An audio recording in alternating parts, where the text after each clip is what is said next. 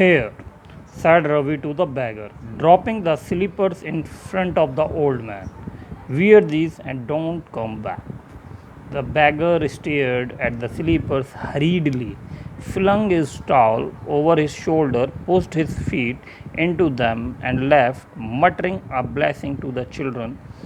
In a minute, he had vanished around the corner of the street. Means, after dropping the slippers in front of the old man, Ravi told to him, "Here, what are you waiting for? Okay, take them, those slippers and go away from the house. Okay, and never come back here." And after receiving the slippers, he put it into his feet, and after that he gives some blessings to them, to children, in a muttering way, and in a minute, in a very quick way, he went away from the house. Now the music master came out of the house and took an unappreciative means unapproving, not very much satisfied. So took an very unsatisfied look at the three of them sitting quietly under the tree playing marbles. Then he searched for his chappals and in the veranda where he had put them. So now the music master came, and he looked at them, looked at all the three of them, and his look was not satisfied over them. Okay, after looking them, he was not looking very satisfied or approving stage. Okay, then after that he searched for his slippers, which he left in the veranda. Now Lali, he called. After a few moments, she hurried up to him. "Have you seen my chappals, my dear? I remember having kept them here." So now he asked Lali for his slippers. Ravi, Mridu, and Meena silently watched Lali and the music master search every corner of the veranda. He scurried around, looking over the railing and crouching near the flower pots to look between them. Brand new they were.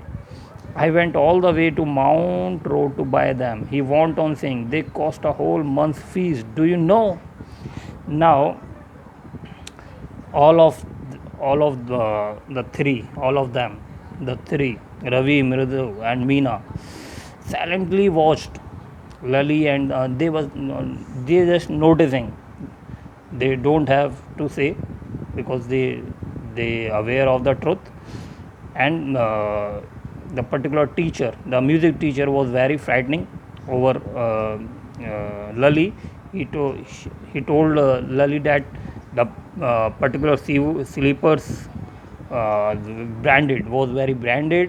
Okay, and he bought them from Mount Road. Okay, and he bought them for a cost of whole month's fees. He was very angry. Okay, now soon Lali went in to tell her mother. Rukumani appeared looking harassed, with Pati following her. Means, when Lali told to her mother about the particular incident, then Rukumani appeared looking very stressed or worried about. Now where could they be? It's really quite upsetting to think someone might have stolen them. So many vendors come to the door, worried Pati. Now Pati added here that it might be possible some vendors came there and they stolen the particular slippers. Rukumani caught sight of Ravi, Mridu, and Meena sitting under the tree. "Have you children?" she began. Then seeing they were curiously quiet, went on more slowly. "Seen anyone?"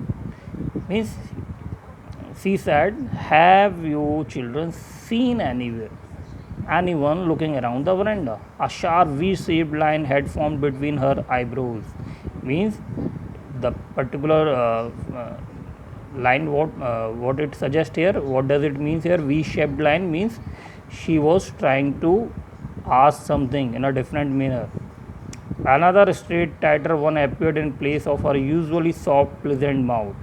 Now her expression was little bit changed.